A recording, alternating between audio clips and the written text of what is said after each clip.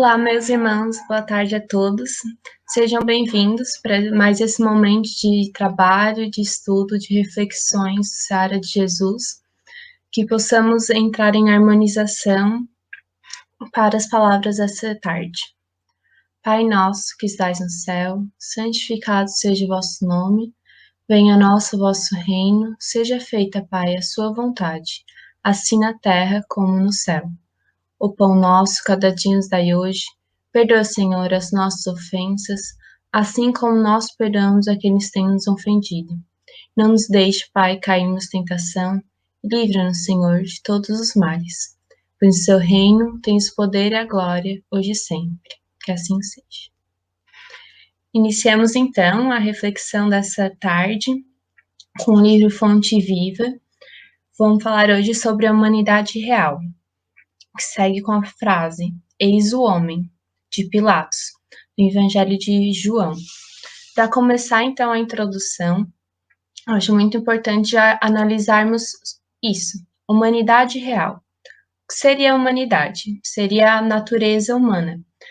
Da maneira figurada, seria a maneira bondosa de tratar alguém. Portanto, seu sinônimo seria benevolência, enquanto seu antônimo, a malevolência.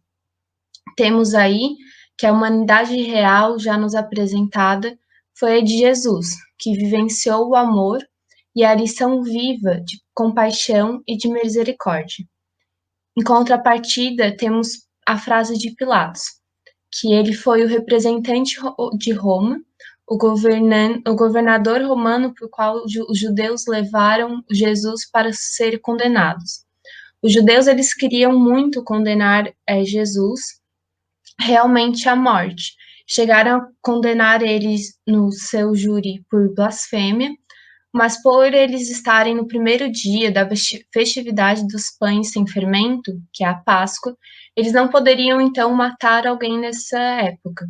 Como esse ódio estava muito vivo naquele momento, eles precisavam fazer aquilo por eles naquele momento. Então, eles recorreram ao governador romano presente na região para que eles executassem o crime, para que os líderes religiosos não tivessem a responsabilidade em cima, portanto, não fossem penalizados pelo seu povo.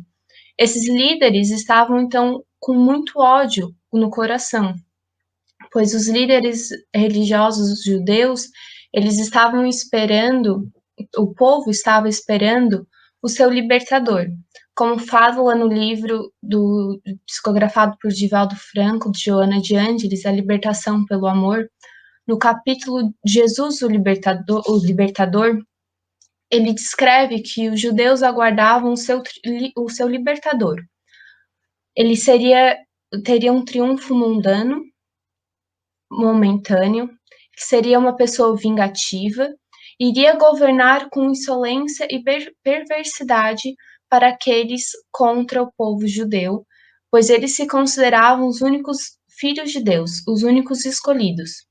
E aí já observamos uma forma muito arrogante e orgulhosa do povo dessa época, e esses sentimentos, eles acabavam cegando todo o bom sentimento e todos os seus conhecimentos que ali eles tinham nessa religião, que eles já possuíam, e eles acabavam esquecendo, portanto, da transitoriedade da vida.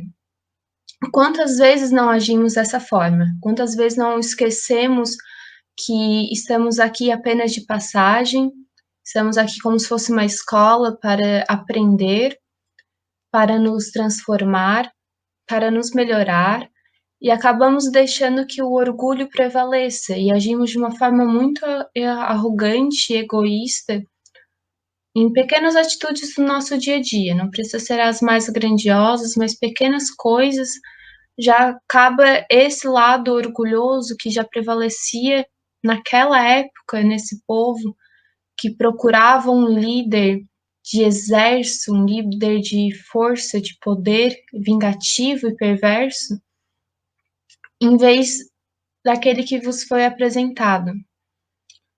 Acabando esquecendo, então, que por mais longos e prazerosos que são os gozos e o nosso orgulho terreno, no final se tem a fatalidade biológica, porque sabemos que a felicidade não é deste mundo e o reino de Jesus também não é deste mundo.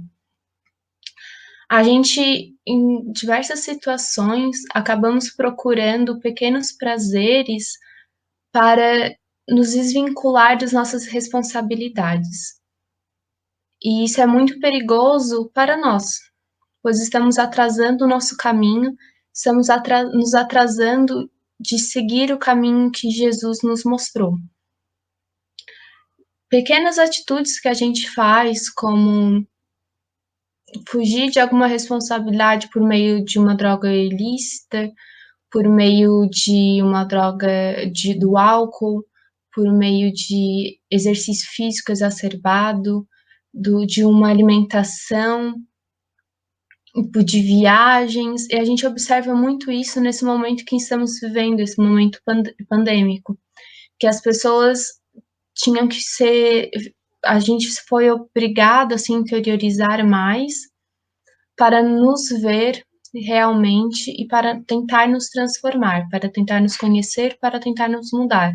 Mas para fugir disso, muitos de nós acabam recorrendo por saídas mais fáceis, que acham que seria menos doloroso do que realmente enfrentar o problema e enfrentar a responsabilidade. E acha que ir atrás de uma felicidade terrena, de um prazer mundano, é mais importante e é necessário porque não aguenta mais tantos problemas, não aguenta mais tanta cobrança, então prefere se ater a essas coisas, esquecendo que daqui não levaremos essas coisas, não levaremos o poder, não levaremos a riqueza, e que no final tem a fatalidade biológica, sim, chega a velhice, desencarnamos, e quando chegamos no outro lado, vem a pergunta: e o que você fez? Jesus veio e não foi aceito, porque ele não era esse vingador, ele não era essa pessoa perversa tão esperada. Desejaram primeiramente o arrastar para essa insensatez.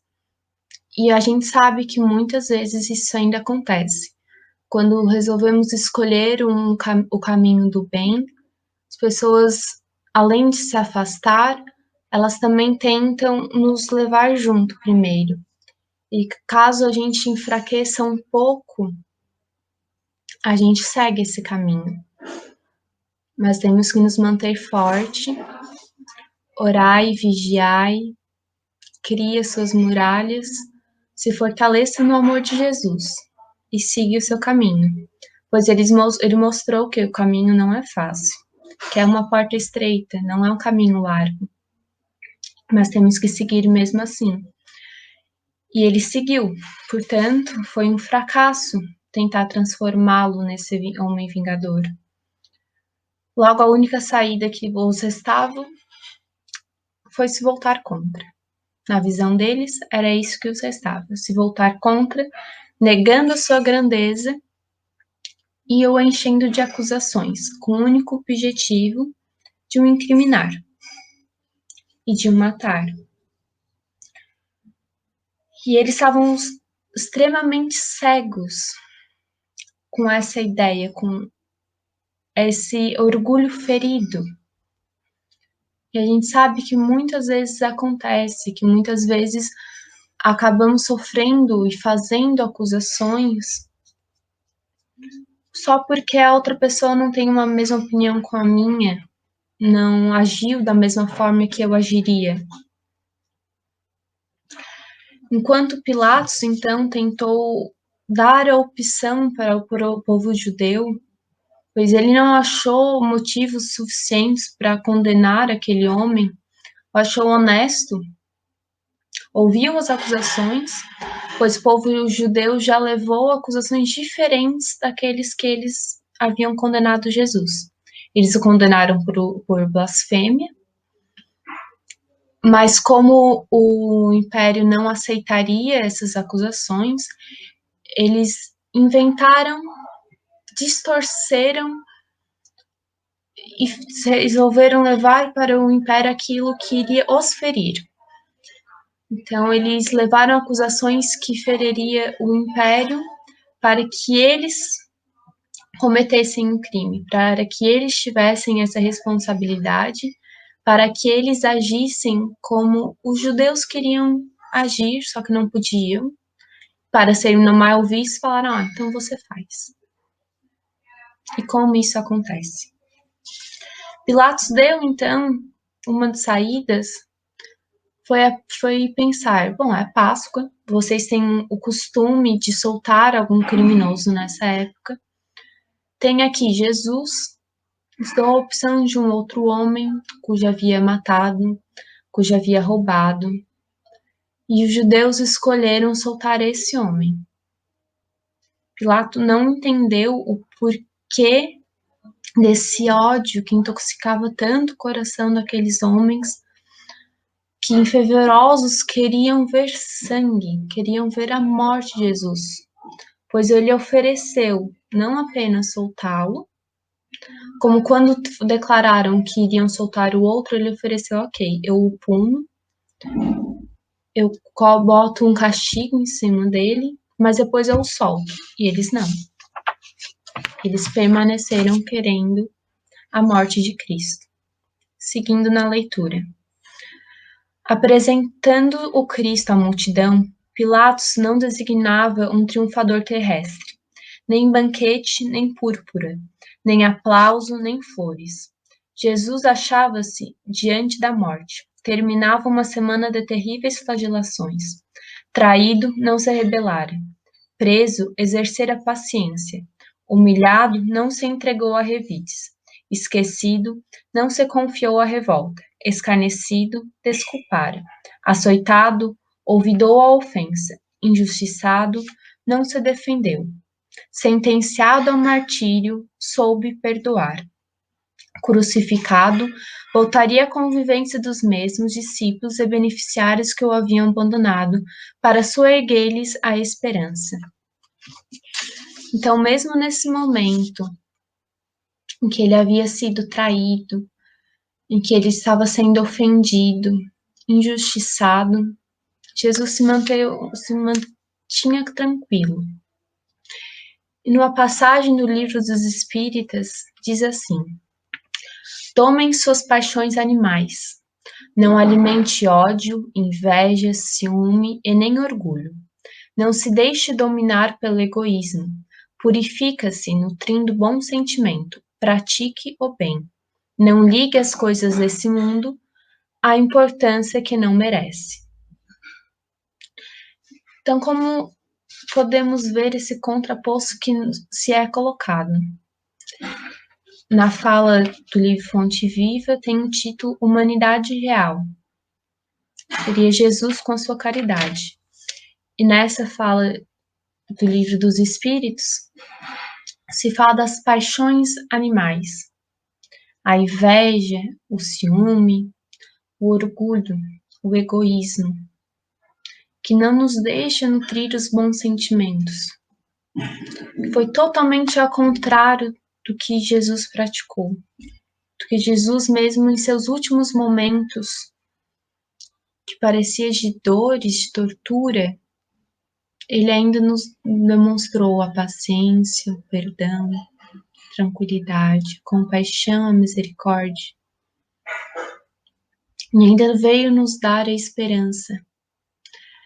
E também quando inicialmente fala da apresentação que teve Cristo, que é o nosso guia, o nosso modelo, o espírito mais superior que já pisou aqui na Terra, fala que não teve banquete, não teve púrpuras, não teve 1000 curtidas no Instagram, não teve vários comentários, vários reposts, não teve nada disso. Não teve ouro, não teve prata, não teve diamantes, pedras preciosas, não teve aplausos. Mesmo depois de todo o bem, todo o ensinamento que ele havia nos trazido, Não teve nada disso.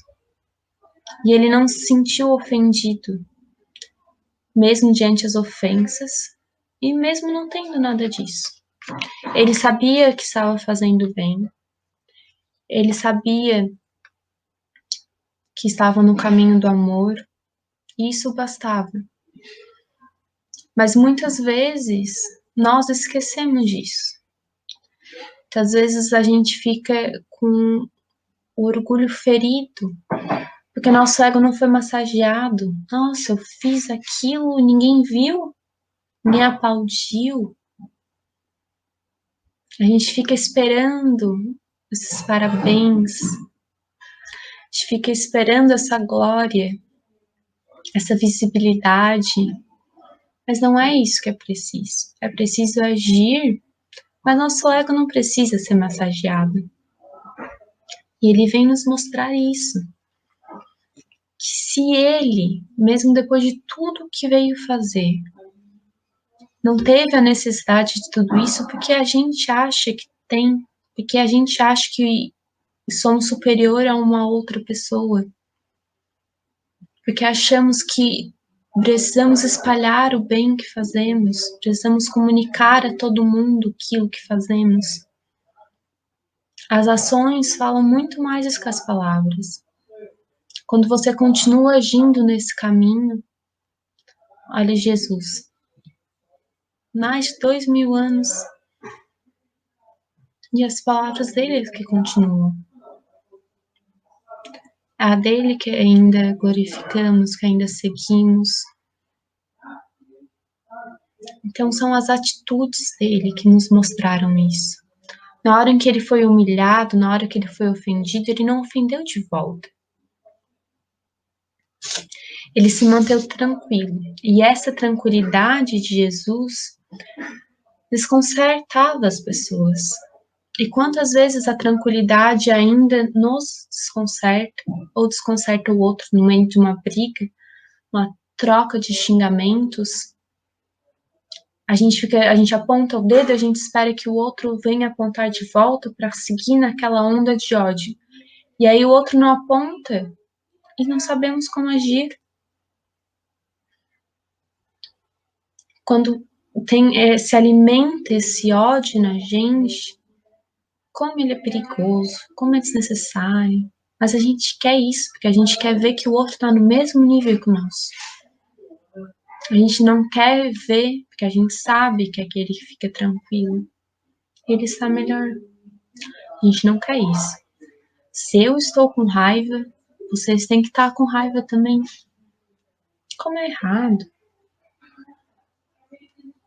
Como é errado a gente se sentir desnorteado pela tranquilidade do outro em vez de seguir o exemplo. Se não consegue, pega um copo de água, enche a boca, conta até 10, vê se passa,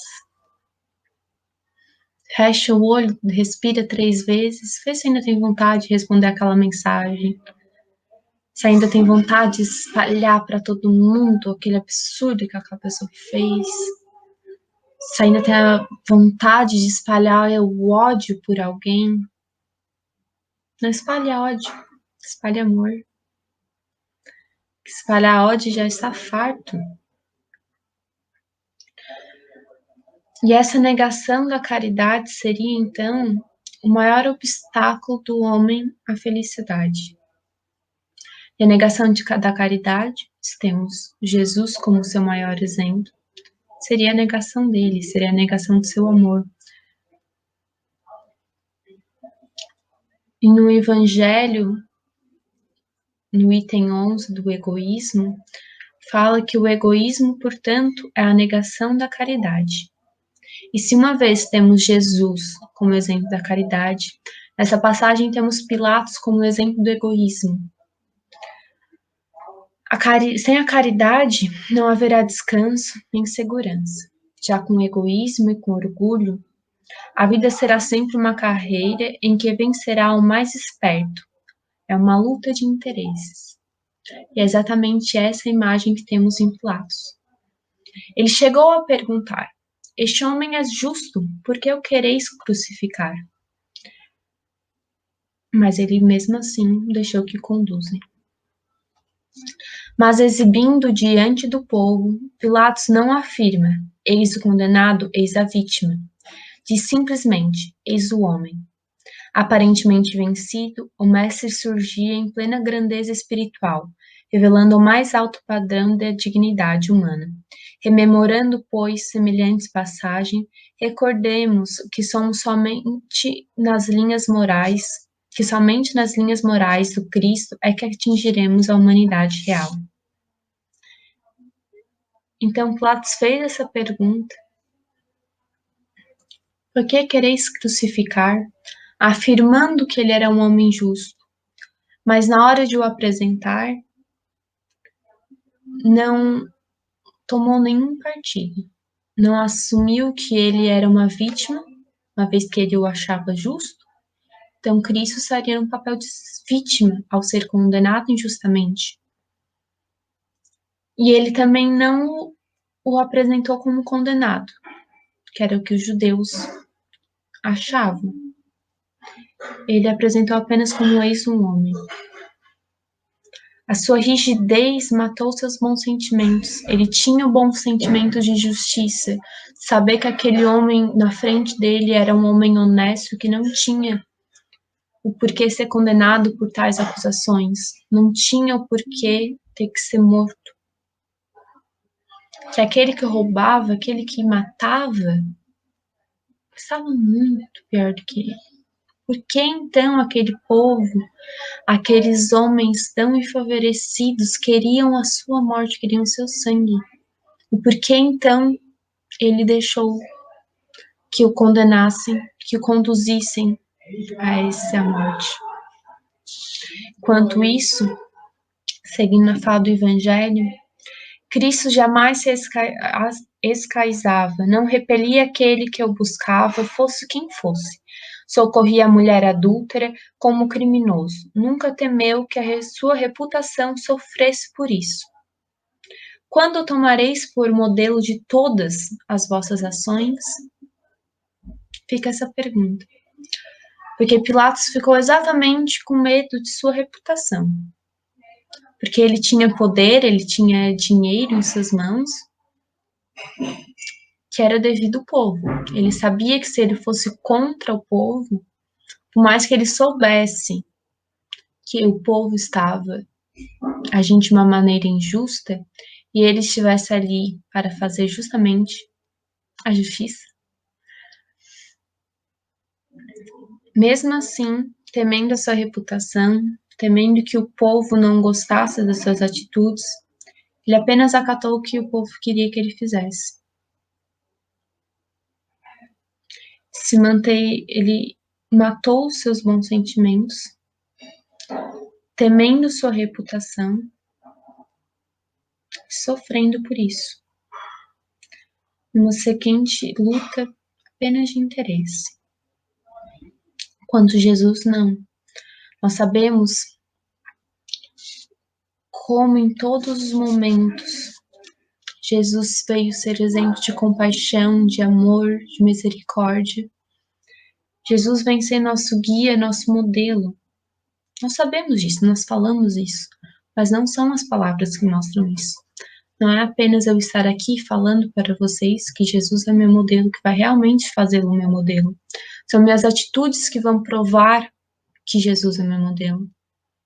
Mas não é uma atitude de estou no centro espírita, rezo por todo mundo ali, dou boa noite, boa tarde, bom dia aos meus irmãos, com um sorriso no rosto. Mas quando saio dali, já estou buzinando, já estou xingando por mensagem, já estou mandando áudio toda braba, já estou xingando o cara do trânsito. Nada adianta. Não é à toa que nesse momento de pandemia fomos convidados a ficar introspectivos, em ficarmos em nossas casas por questão de segurança, por questão de saúde. Porque Jesus, quando foi indagado sobre em qual seria o melhor lugar para orar, seria templos de pedra ou seria a natureza, ele deixou claro que ainda necessitamos de um templo material, mas que o melhor templo é nossos corações.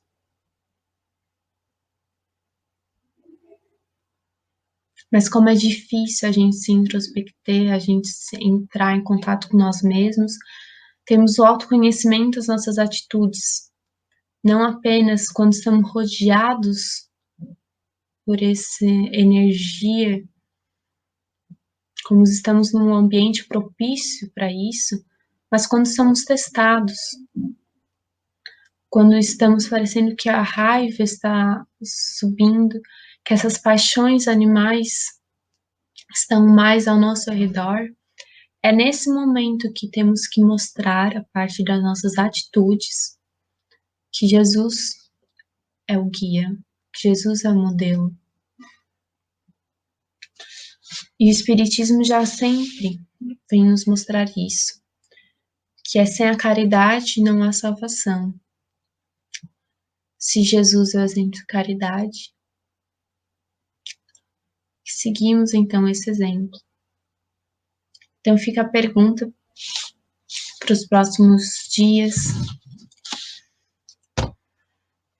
Agimos mais de uma forma orgulhosa, como os judeus que deixaram esse orgulho ser tóxico, e egoísta como Pilatos, que deixou ser enrijecido e não ver seus bons sentimentos que ali estavam? Ou realmente vamos tentar ir atrás da humanidade real, que nos foi mostrada, que está até hoje presente nas palavras e presente nos nossos corações? Vamos realmente tentar atingi-la seguindo as atitudes de Jesus, agindo como ele agiu?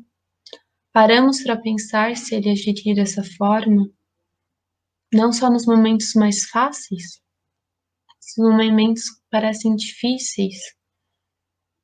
A gente vai deixar com que a raiva, o orgulho, o egoísmo nos domine, que sigamos nessas paixões animalescas, sem pensar na transitoriedade, ou vamos realmente agir de forma racional, de forma humana, para atingir a humanidade real? Ficamos então com essa reflexão, que a gente possa seguir para o próximo trabalho dessa tarde, que nos ajude sempre a nos transformar, a nos seguir essa caminhada, que Jesus veio nos mostrar que não é fácil, que o caminho é de pedras, mas com a caridade a gente pode seguir. Muito obrigada. Dando sequência ao nosso trabalho de estudo da tarde de hoje, vamos prosseguir estudando o Livro dos Espíritos, mais precisamente no capítulo 6, onde nós estudamos da vida espírita. Neste capítulo, nós estudamos os espíritos errantes, mundo transitório, percepção e sensação e sofrimento dos espíritos, ensaios teóricos da sensação nos espíritos e escolha das provas, que nós vamos concluir hoje esse estudo. A escolha das provas, ela vai da pergunta 258 a 273, onde nós estudaremos hoje da pergunta 269, ou 269, a 273, que conclui esta parte do estudo da escolha das provas dos espíritos antes da sua encarnação no planeta Terra. Na semana passada foi estudado a pergunta 268, que nós vamos ler para recordar e memorizar, para que todos os meus irmãos e irmãs possam, então, lembrar, né, Geralmente as pessoas nos acompanham há anos estudando o Livro dos Espíritos, e nós vemos sequencialmente, né, estudando, e isso nos ajuda bastante. Né? Então, a pergunta 268, Kardec perguntou aos espíritos superiores: até que chegue ao estado de pureza perfeita, tem o espírito que passar constantemente por provas? Kardec perguntou aos espíritos superiores e eles responderam sim, mas que não como entendeis, pois que só considerais prova as atribulações materiais. Ora, havendo-se elevado a um grau, o espírito, embora não seja ainda perfeito, já não tem que sofrer mais provas.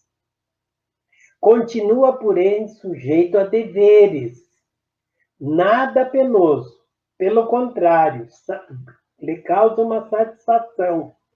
Isso quer dizer, cuja satisfação lhe auxilia o aperfeiçoamento, mesmo que consistam apenas em auxiliar os outros espíritos a se aperfeiçoarem. Quer dizer, que sempre o mecanismo das leis divinas nos convida a participarmos do progresso dos nossos irmãos. Né? E aí, entrando no nosso estudo da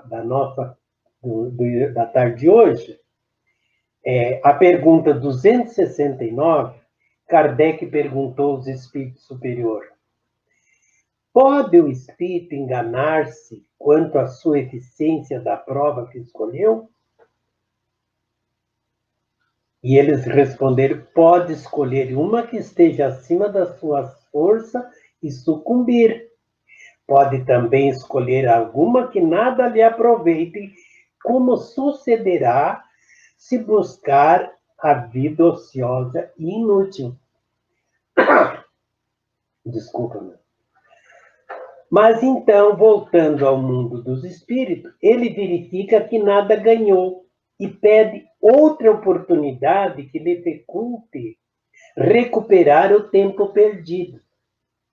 Isto é, nós fizemos um planejamento reencarnatório sobre a orientação dos benfeitores espirituais encarregados de nos auxiliar nesse planejamento. Então, antes de reencarnar, nós traçamos uma meta. Eu vou superar os meus defeitos de caráter, as minhas viciações, de tal e tal tipo. E aí, então, eu me submeto à reencarnação para vir corrigir esses defeitos. Eu não conseguindo corrigi-los, ou tornando a minha vida ociosa, inútil, evidentemente que eu vou perder tempo. E eu terei que retornar novamente a reparar o que eu deixei a desejar na vida pretérita que eu reencarnei. É por isso que sempre nós sugerimos a todos nós, criaturas humanas, que nos esforce para fazer o nosso melhor sempre, para que nós não corra no erro de perder tempo com futilidade, com coisas que não têm nada a ver com com o nosso aperfeiçoamento. Nós temos que nos dedicar exclusivamente ao aperfeiçoamento do nosso ser, buscando sempre elevar-nos, não elevar-nos para nos ser reconhecido pelos nossos irmãos, não. Elevar-nos interiormente, buscando a desenvolver as perfeições, buscando a melhorarmos e nos purificar, nos tornar perfeitos. Essa é a meta de toda criatura. Nós estamos fadadamente a nos tornar perfeitos. Uns vão chegar mais rápido porque vão se esforçar, né? Vai depender sempre do esforço de cada um de nós. Outros vão demorar um pouquinho mais, mas todos nós vamos alcançar a perfeição do nosso ser. Vamos nos tornar espíritos puros, puro espírito. Aí nós vamos usufruir da plena felicidade. Até então, nós vamos nos livrando das nossas provas e das nossas dificuldades, porém, nós não ficamos isentos dos nossos deveres. Temos que continuar nos esforçando e auxiliando os nossos irmãos retardatários, como faz os espíritos que nos auxiliaram a traçar o nosso planejamento reencarnatório para buscar a nossa perfeição. A pergunta 270, Kardec perguntou aos espíritos superiores: a que se deve atribuir as vocações de certas pessoas e a vontade que sentem de seguir uma carreira de preferência a outra? E eles responderam: parece-me que vós mesmos podereis responder esta pergunta. Pois não é isso a consequência de tudo que acabamos de dizer sobre a escolha das provas e sobre o progresso efetuado em uma existência anterior? Evidente que foi, meus irmãos. Quer dizer, se nós, consequentemente, escolhemos uma determinada a carreira na missão em que fomos convidados ou planejamos a desempenhar na nossa trajetória evolutiva, nessa viagem evolutiva do nosso ser, nós podemos sim nos esmerar e fazer o nosso melhor, né? Voltando ao plano espiritual, nós vamos tomar consciência do que deixamos a desejar, das falhas que tivemos, dos desinteresses que deixamos de nos empenhar. E, enfim, nós vamos ver tudo diante de nós, o nosso mapeamento da elevação espiritual do nosso ser. E aí nós podemos, então, avaliar nós mesmos e Deus, como nosso Criador, infinitamente bom e misericordioso, ele respeita o nosso livre-arbítrio. Se nós errarmos, vamos voltar a fazer. Ele não vai nos isentar. Jamais Deus vai isentar quem quer que seja das suas criaturas a não passar pela prova que tem que passar. A prova não é castigo. A prova é educativa, é experiência, é fortalecimento do espírito. Como os exercícios físicos fortalecem os nossos músculos, os nossos nervos, o nosso corpo físico, as provas do espírito, as provas moral, fortalecem o nosso espírito e nos habilita a prosseguir essa jornada evolutiva, que ela é longuíssima. É longuíssima. Para muitos de nós, ela é super longa. Para outros, ele se acelera, ele se esforça e assim passa mais depressa. É como o estudante na escola. Estuda, se dedica, passa de ano. Não estuda, relaxa, vai para a balada com seus colegas e deixa de se preparar, com certeza não vai passar de ano. Vai ter que repetir. Assim é o mecanismo das leis divinas no aperfeiçoamento do nosso ser. A felicidade que Deus reservou para todos nós, essa felicidade tem que ser uma conquista minha. Não é o sacrifício de Jesus na cruz que vai me isentar das minhas imperfeições. Não. O sacrifício de Jesus na cruz, ele vai me demonstrar a minha persistência diante das minhas provas e me dar força e coragem para superá-las. Esse é o objetivo de Jesus, do seu exemplo dado na cruz do Calvário. Pergunta 271.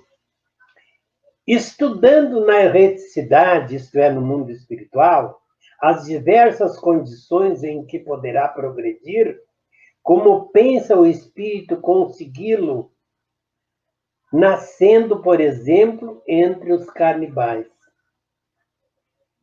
E aí a resposta é muito pertinente e sábia, como vem dos espíritos sábios, dos espíritos superiores, evidente que vem uma resposta sábia. Eles responderam: entre canibais não nasce espírito já adiantado, mas espírito da natureza dos canibais, ou ainda inferior a estes.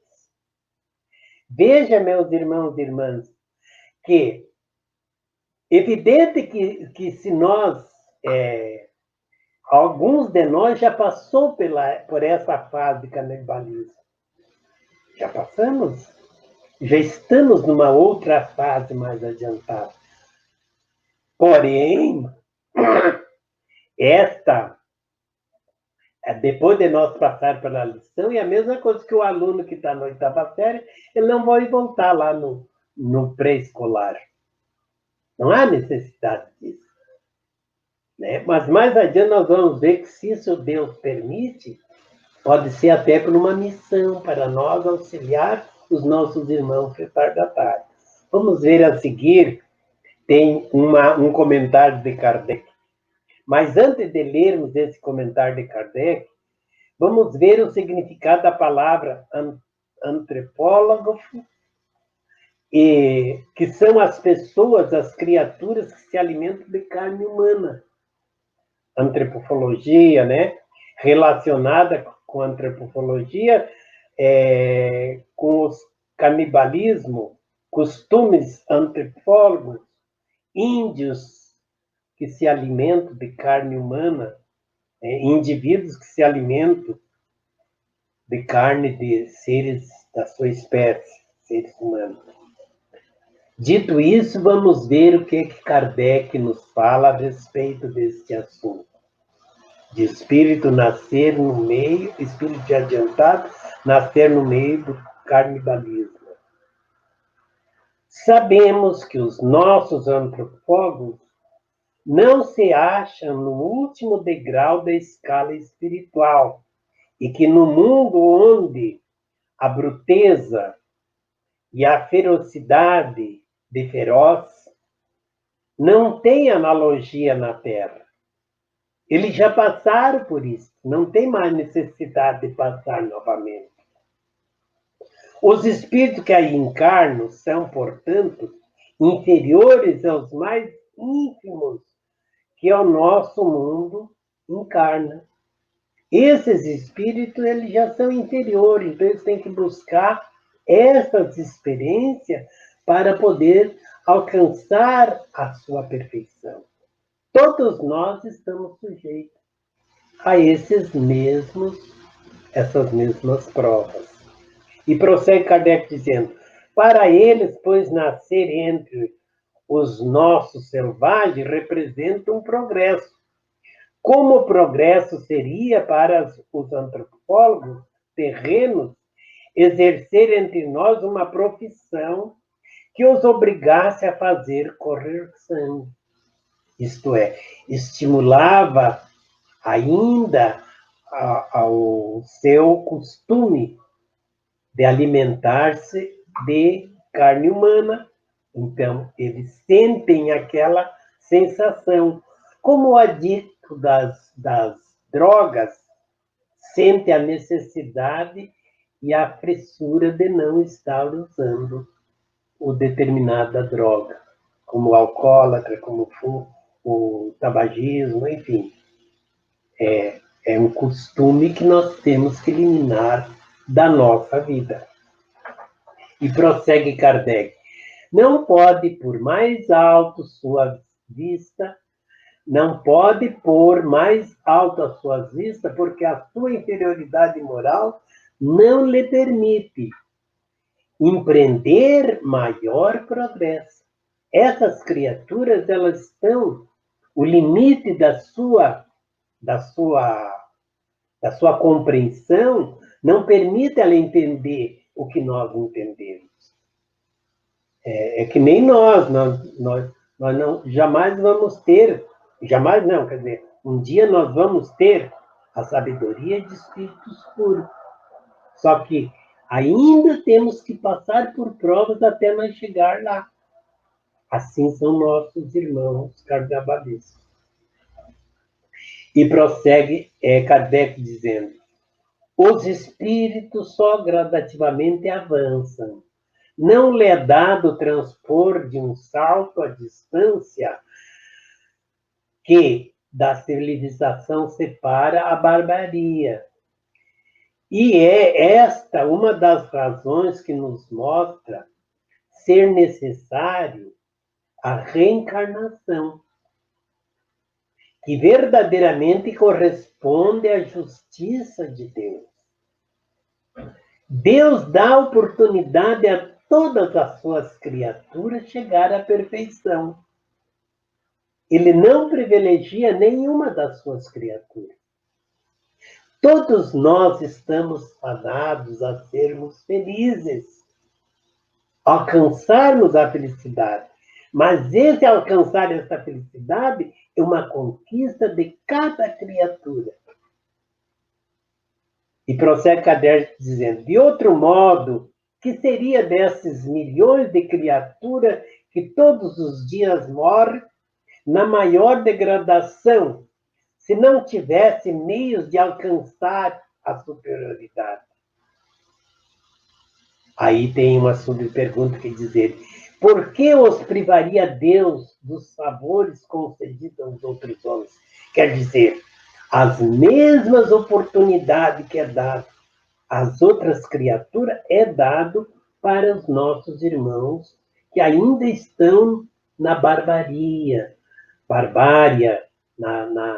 naquelas coisas horrorosas que nós não temos, muitas vezes, condições de avaliar melhor, porque já passamos disso, já estamos um tanto bem mais adiante dessas coisas assim. Na pergunta 272, Kardec perguntou aos espíritos superiores: poderá dar-se que um espírito vindo de um mundo inferior à Terra, ou de um povo muito atrasado, como os canibais, por exemplo, nasça no seio de povos civilizados? E eles responderam: pode. Alguns há que se extraviam por quererem subir muito alto. Isto é, quando eles estão fazendo o seu planejamento reencarnatório, eles almejam e acham que têm capacidade de exercer uma atividade de espírito mais evoluído. E como Deus, nosso Pai Criador, que é toda bondade, toda perfeição, ele não interfere em nosso livre-arbítrio, ele permite que eles venham aqui e que tenham experiência. Mas veja como é que eles vão se sentir. Mas, nesse caso, eles ficam deslocados no meio em que nasceram, por estar os seus costumes e instintos em conflito com os dos outros homens. Eles não vão estar plenamente satisfeitos, porque eles vão estar fora da casinha do seu quadrado. Eles ainda não têm a capacidade de absorver os conhecimentos e vão se sentir, como a gente diz naquela gíria popular, como um peixe fora d'água. Vão se sentir mal. E se não voltarem para para o seu leito de rio, ele vai, consequentemente, falir. Falir naquela missão, naquela jornada reencarnatória. Não falir para a eternidade. Na lei divina não existe falir para a eternidade. Podemos retardar o nosso progresso, mas nunca está fadado ao fracasso eternamente. Não. Nós retardamos, mas chegará um momento que nós vamos retomar o caminho do progresso e vamos chegar a usufruirmos da felicidade plena. Prossegue Kardec para concluir. Tais seres nos oferecem triste espetáculo de ferocidade, de feroz, dentro da civilização. São esses crimes bárbaros que às vezes acontecem, que nós ficamos horrorosos. É pessoa que espartejam as outras, matando, tirando a vida, fazendo crueldade com as pessoas. Voltando para o meio dos canibais, não sofre uma degradação, apenas volve ao seu lugar que lhe é próprio. Com isso, talvez até ganhe uma certa experiência, e com certeza ganharão uma certa experiência, que levarão para que eles vão lá concluir a sua jornada evolutiva. A última pergunta de hoje, da tarde de hoje, meus queridos irmãos e irmãs. Kardec, na pergunta 273, Kardec perguntou: será possível que um homem de raça civilizada reencarne por expiação numa raça de selvagens? Seria possível isso? Vamos ver a resposta dos espíritos superiores. Mas depende do gênero de expiação.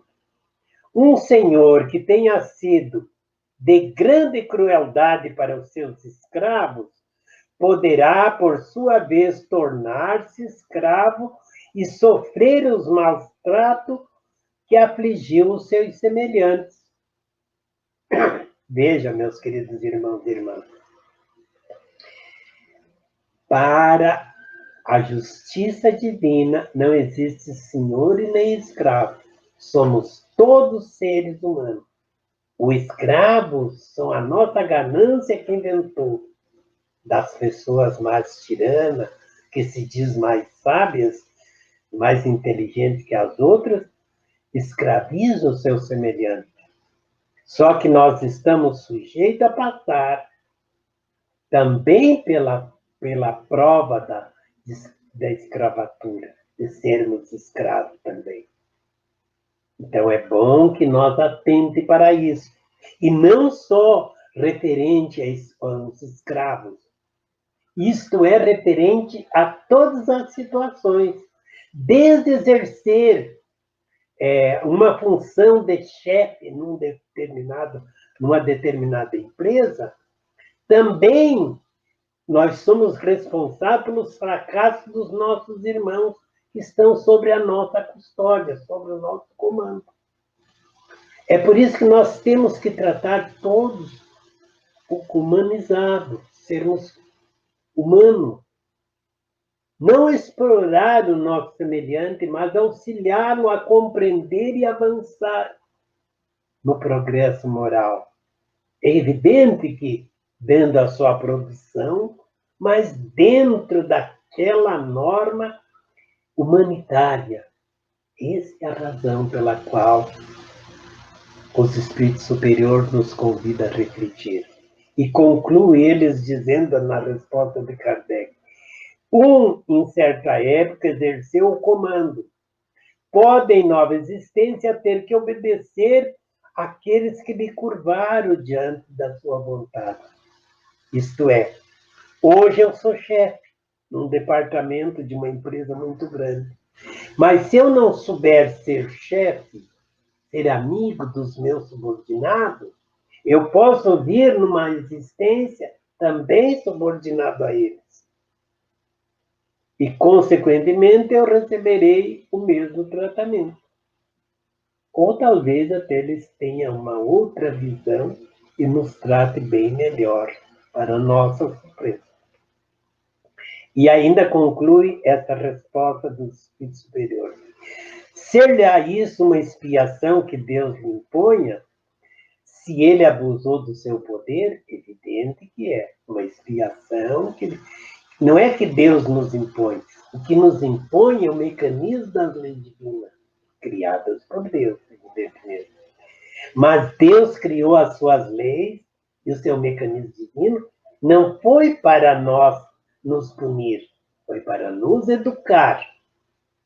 E diz, Deus, não me lembro qual é a pergunta, para 622 ou 620 do Livro dos Espíritos, que diz, Deus criou as suas leis para a felicidade do homem. Ele só é infeliz quando dela se afasta. Então quer dizer que quando Deus impõe uma expiação a nós, não é para nos castigar, é para nos educar, nos fortalecer, nos tornar mais humano, mais brando e mais compreensivo para com os nossos semelhantes. E conclui dizendo, também um bom espírito pode querer encarnar no seio daquelas raças interiores, ocupando uma posição influente para fazê-las progredir. Isso, sim, nesse caso, ele desempenha uma missão. Todos nós que estamos um tanto adiantados, deveremos justamente nos esforçar para nos auxiliar os nossos irmãos retardatários a alcançar o seu progresso moral mais depressa. E assim, então, queridos irmãos e irmãs, concluímos o estudo da tarde de hoje, agradecidos a Deus, nosso Pai, pela oportunidade de passarmos esta tarde maravilhosa estudando os ensinamentos de Deus trazidos a nós por Jesus, e assim rogamos a Ele, através dos seus emissários divinos, que nos assista para, na medida que nós formos compreendendo esses ensinamentos, possamos colocar na prática na nossa vida e auxiliar os nossos irmãos também a praticar estes ensinamentos em suas vidas. Com esse método, nós vamos chegar um pouco mais depressa na nossa perfeição. Vamos orar e agradecer e nos preparar para recebermos o passe. Os nossos irmãos médios encarregados desta tarefa já estão em oração em seus lares, auxiliando os benfeitores que nesse momento vai trazer dos laboratórios divinos as energias necessárias para recompor a nossa saúde física e nos dar a paz ao nosso espírito. Senhor meu Deus, permita, Pai, que neste momento os teus benfeitores divinos auxiliem a todos os nossos irmãos necessitados de receber paz, mesmo à distância, porque o teu poder e a tua misericórdia alcançam todos os lugares. E os nossos sentimentos e desejos faz com que eles se propaguem por toda parte. Quem sabe, Pai amado, pelos nossos irmãos que estão nos hospitais, nos lares, pelos nossos irmãos que estão em sofrimento, tanto material como espiritual, que as energias curativas possam ser concedida a todos, em nome de Deus, em nome de Jesus. Que assim seja. Queridos irmãos e irmãs, vamos agradecer a Deus e a Jesus com esta prece em que nós vamos proferir. Pai nosso que estais em toda parte do universo, santificado seja o vosso santo e puríssimo nome. Venha a nós o vosso reino, Que o reino do bem nós chegue e a vossa vontade seja sempre feita, nos céus, na terra, em todos os mundos habitados. Nos conceda, Pai, o pão do corpo e o da alma, o sublime sentimento de amor e perdão, para nos amar e perdoar aqueles que nos têm ofendido. Mas não deixa, Senhor, que nós, vossos filhos, sucumbimos às tentações da matéria e nem dos maus espíritos. Envia sobre cada um de nós um anjo de guarda, um espírito amigo, que nos inspire, que nos conduza pelos caminhos do bem, defendendo-nos da prática de todo e qualquer mal. Porque teu é o reino, o poder e a glória, hoje e sempre. Querido Pai eterno, nós vos agradecemos. Agradecemos a Jesus, aos bons espíritos, especialmente a Oswaldo Melo, mentor espiritual da nossa seara, a casa que nos abriga e nos dá condições de trabalharmos na tua seara divina. Nós agradecemos e encerramos as atividades de estudos e doutrina da tarde de hoje na nossa seara. Que a paz do Divino Mestre Jesus permaneça em nossos corações, hoje e sempre. Que assim seja. Graças.